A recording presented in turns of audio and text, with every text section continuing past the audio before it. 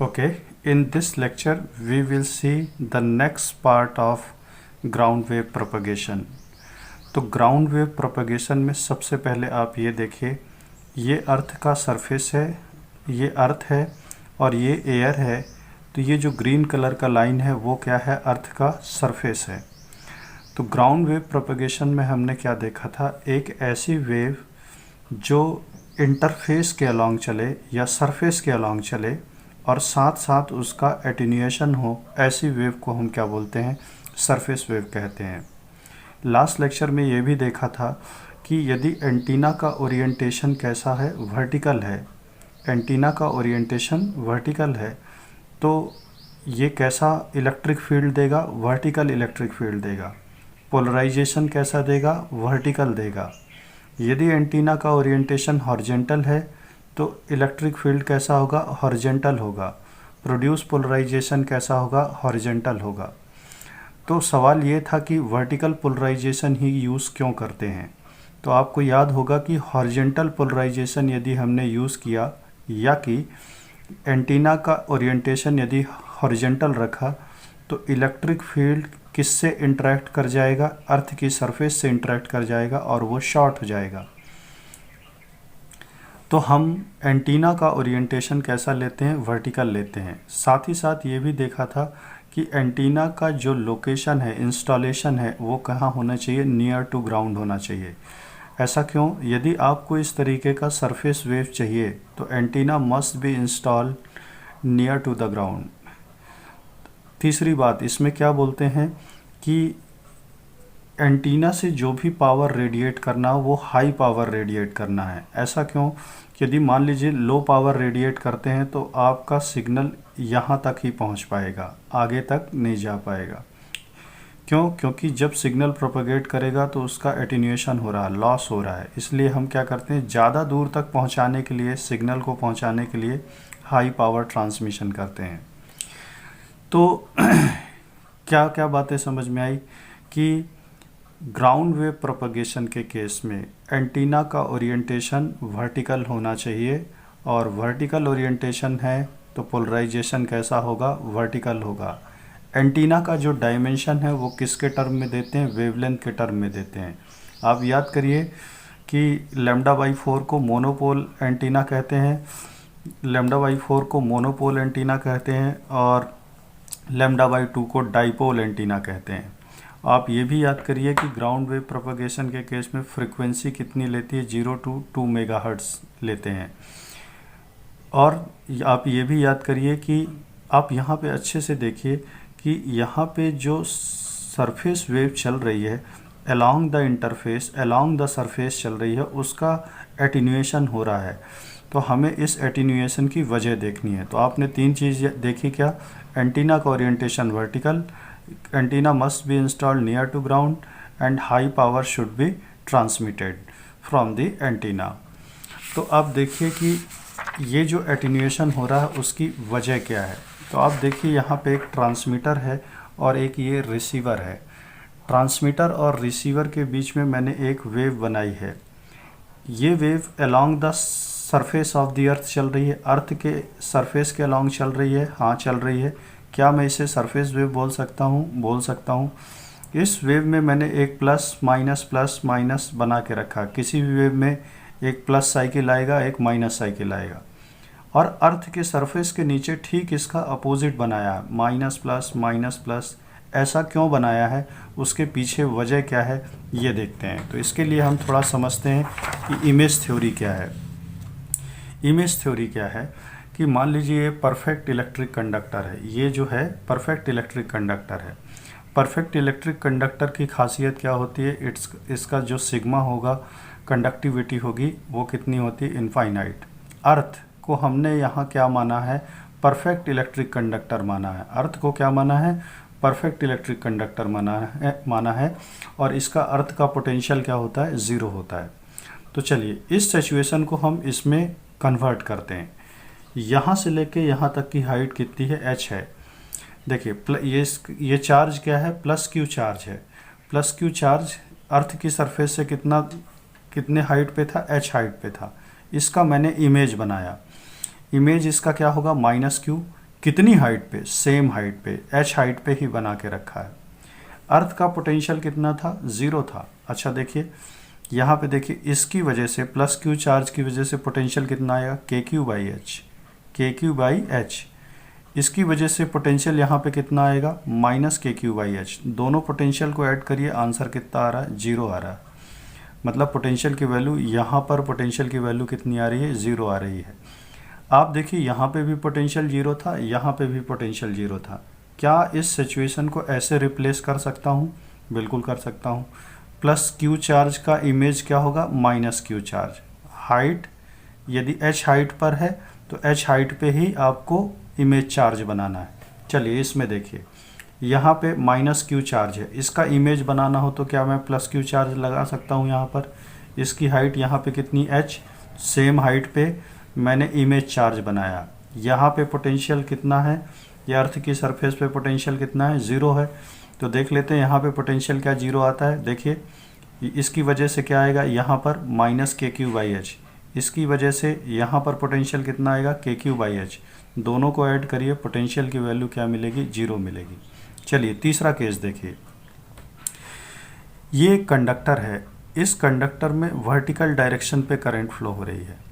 Current का flow होना मतलब कि चार्ज कैरियर का मूवमेंट होना। तो यहाँ पे मुझे चार्ज कैरियर कंसीडर करने पड़ेंगे। तो मैंने कंसीडर कर लिया, ऊपर प्लस चार्ज है, नीचे माइनस चार्ज है।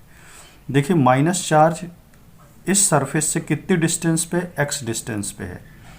तो चलिए इस माइनस चार्ज का इमेज कैसे बनाऊंगा, प्लस क्यू चार्ज बनाऊंगा। कितनी डिस्टेंस पे बनाऊंगा, x डिस्टेंस पे बनाऊंगा।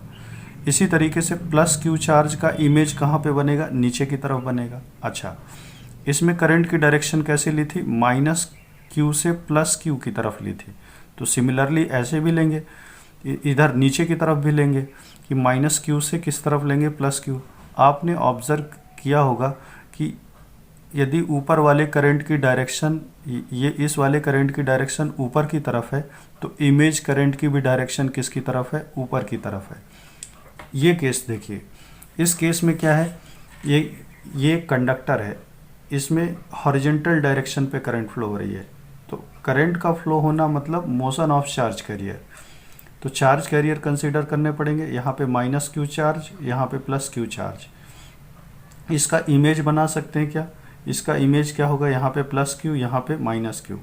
करंट का फ्लो कहाँ से कहाँ है, माइनस से प्लस की तरफ है। तो सिमिलरली मेरे को यहाँ पे भी वही रूल फॉलो करना पड़ेगा। करंट की डायरेक्शन कहाँ से बनाऊंगा, माइनस से प्लस की तरफ बनाऊंगा। तो देखिए हॉरिजॉन्टल करंट का इमेज ऐसा आ रहा है, अपोजिट डायरेक्शन पे आ रहा है। वर्टिकल करंट का डायरेक्शन वर्टिकल करंट का जो डायरेक्शन है, इमेज करंट का डायरेक्शन क्या आ रहा है, सेम आ रहा है। चलिए इसका बनाते हैं इमेज।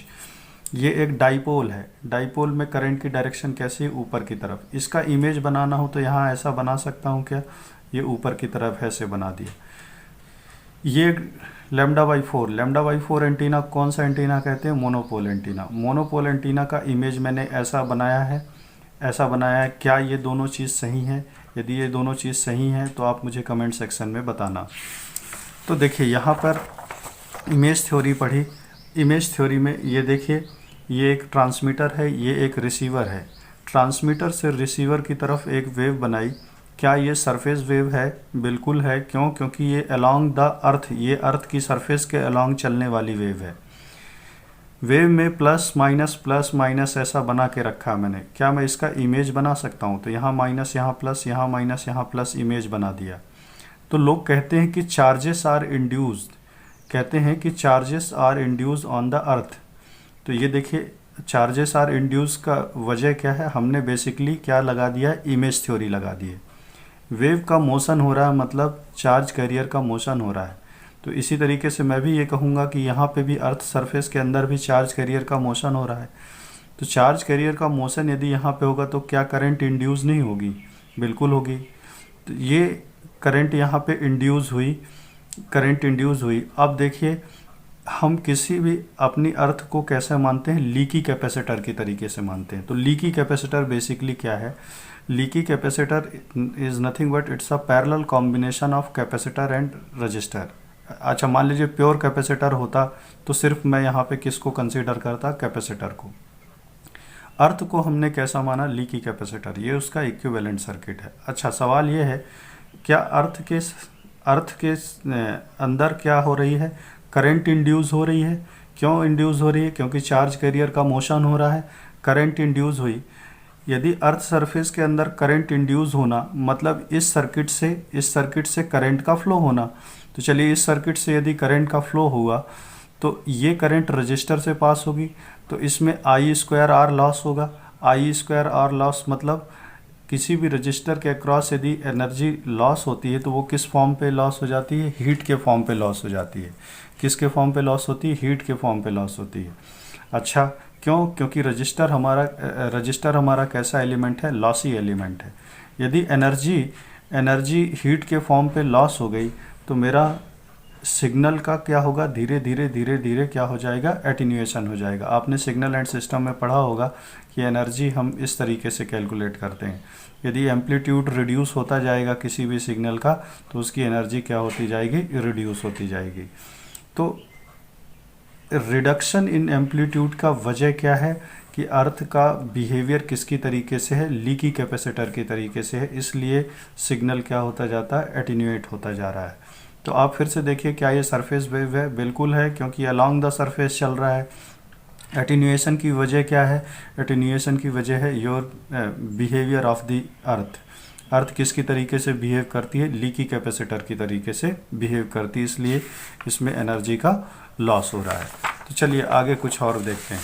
अब देखिए कि आपने देखा होगा कि frequency lambda is equal to क्या बोलते हैं, सी ओवर फ्रीक्वेंसी। यदि आपने फ्रीक्वेंसी की वैल्यू कम ली है तो वेवलेंथ क्या होगा, ज़्यादा होगा। चलिए ट्रांसमीटर और रिसीवर के बीच में ये एक मैंने वेव बनाई जो कि सरफेस वेव है, अलोंग द सरफेस चल रही है। इसकी वजह से क्या मैं इसका इमेज ऐसा बना सकता हूँ, बिल्कुल बना सकता हूँ।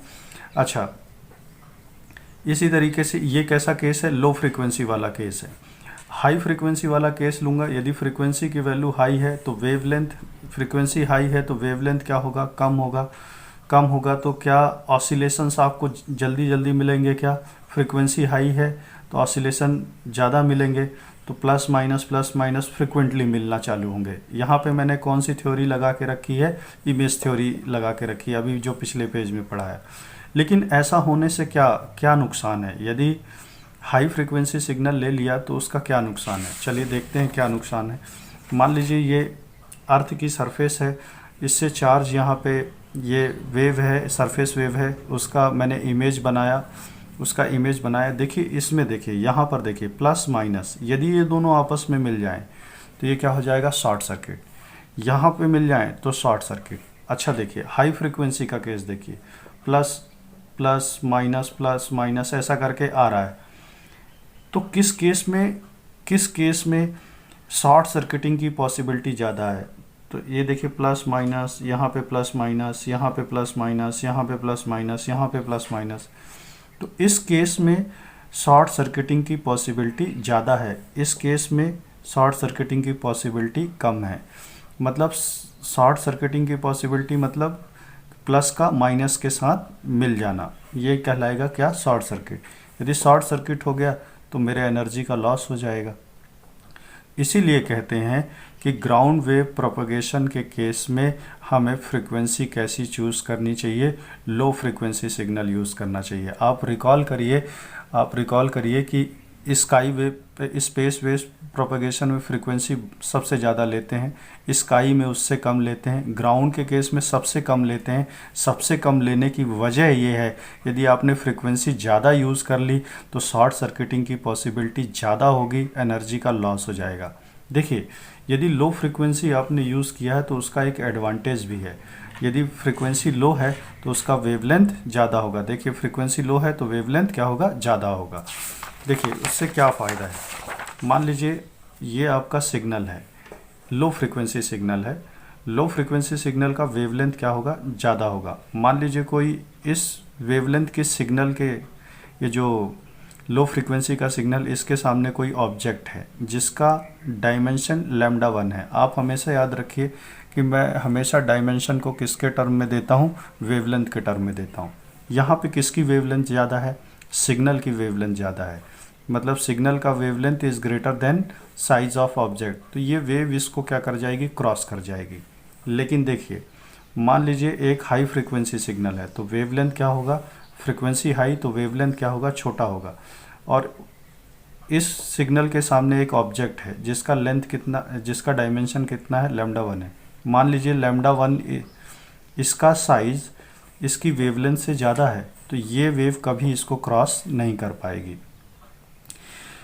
इस लो फ्रीक्वेंसी सिग्नल की एक बेंडिंग कैपेबिलिटी भी होती है। तो यहाँ पे देखिए ये सिग्नल है, ये सिग्नल है, ये सिग्नल किसी यहाँ इस एज से टकराया और क्या हो गया, ऊपर की तरफ मुड़ गया और नीचे की तरफ मुड़ गया। ये मुड़ने की जो प्रॉपर्टी है that is called bending property of the signal. तो this angle is suppose that theta, ये थीटा किस पे डिपेंड करता है, वेवलेंथ पे डिपेंड करता है, means theta is directly proportional to the wavelength. आप सोच के देखिए ग्राउंड वेव प्रोपगेशन के केस में वेवलेंथ कैसी होती है, बहुत बड़ी होती है, तो बेंडिंग कैपेबिलिटी बहुत ज़्यादा होगी किसके केस में, ग्राउंड वेव प्रोपगेशन के केस में। तो इसको इस फिगर से समझते हैं। ये देखिए ये इलेक्ट्रोमैग्नेटिक सिग्नल है, इलेक्ट्रोमैग्नेटिक सिग्नल है, ये इसकी एज पर, ये माउंटेन है उसकी एज पे फॉल हुआ। तो ये कौन सा केस है, ग्राउंड वेव प्रोपगेशन का केस है। ग्राउंड वेव प्रोपगेशन के केस में फ्रीक्वेंसी कैसी चूज़ करते हैं, लो फ्रीक्वेंसी चूज़ करते हैं, वेवलेंथ हाई होगी, बेंडिंग कैपेबिलिटी ज़्यादा होगी। आप मेरा डिफ्रैक्शन वाला वीडियो ज़रूर देख लेना, तो ये आपको समझ में ज़्यादा अच्छे से आएगा। तो चलिए इस लेक्चर को कंक्लूड करते हैं कि सबसे पहली चीज़ क्या होनी चाहिए कि एंटीना का installation near to ground, orientation vertical, polarisation vertical, high power transmission होना चाहिए। और यहाँ पे देखिए ये वेव है, वेव का जस्ट अपोजिट नीचे कैसे बनाया, वेव का जस्ट अपोजिट नीचे इमेज चार्ज थ्योरी से बनाया। यदि प्लस क्यू चार्ज है तो उसका इमेज माइनस क्यू है तो प्लस क्यू। करंट ऊपर की तरफ तो इमेज करंट ऊपर की तरफ, करंट यदि राइटवर्ड डायरेक्शन पे है तो उसका इमेज लेफ्टवर्ड डायरेक्शन पे होगा। अर्थ का बिहेवियर कैसा होता, लीकी कैपेसिटर के तरीके से। चार्जेस का मूवमेंट क्या करेगा, करंट इंड्यूस करेगा। ये करंट इस रजिस्टर से पास होगी तो क्या होगा, I² R लॉस होगा। हीट का लॉस होना मतलब हीट के फॉर्म पे लॉस हो जाएगी एनर्जी का लॉस होना मतलब कि एटीन्यूएशन होगा, एटीन्यूएशन हो जाएगा इस सरफेस वेव का। सरफेस वेव किसे कहते हैं, ऐसी वेव जो अलोंग द सरफेस चले और उसका एटीन्यूएशन भी हो। साथ साथ मैंने आपको बताया कि हाई फ्रीक्वेंसी सिग्नल और लो फ्रीक्वेंसी सिग्नल का मैंने इमेजेस ड्रॉ करके बताया, ये लो फ्रीक्वेंसी, ये हाई फ्रीक्वेंसी। आप देखिए कि वाई हम क्यों लो फ्रीक्वेंसी सिग्नल यूज़ करते हैं, क्यों ये प्लस और ये माइनस मिल जाए तो आपस में क्या हो जाएंगे, शॉर्ट सर्किट। तो बताइए किसके केस में शॉर्ट सर्किटिंग की पॉसिबिलिटी ज़्यादा है, तो मेरा जवाब है हाई फ्रीक्वेंसी के केस में शॉर्ट सर्किटिंग की पॉसिबिलिटी ज़्यादा है। तो इसलिए हम हमेशा क्या यूज़ करते हैं, लो फ्रीक्वेंसी सिग्नल यूज़ करते हैं। यदि फ्रीक्वेंसी की वैल्यू लो है तो उसका वेवलेंथ ज़्यादा होगा, और ये मान लीजिए कोई ऑब्जेक्ट का साइज़ लैम्डा 1 है तो ये वेव जो है इसको क्रॉस कर जाएगी। मान लीजिए लैम्डा सिग्नल का जो लैम्डा है वो ऑब्जेक्ट की साइज़ से छोटा है, सिग्नल का लैम्डा ऑब्जेक्ट की साइज़ से छोटा है, तो ये वेव इसको क्रॉस नहीं कर पाएगी। Bending capability, ground wave propagation के केस में जो फ्रीक्वेंसी है वो लो लेते हैं तो वेवलेंथ ज़्यादा होगी, तो थीटा जो बेंडिंग है वो किसके प्रोपोर्शनल होती है, लैम्डा के प्रोपोर्शनल होती है। यदि लैम्डा बहुत ज़्यादा है तो बेंडिंग कैपेबिलिटी ज़्यादा होगी। तो होपफुली इस लेक्चर में आपको ये सभी चीज़ें समझ में आई होगी। If you like this lecture then please like, subscribe and share it. Thank you very much.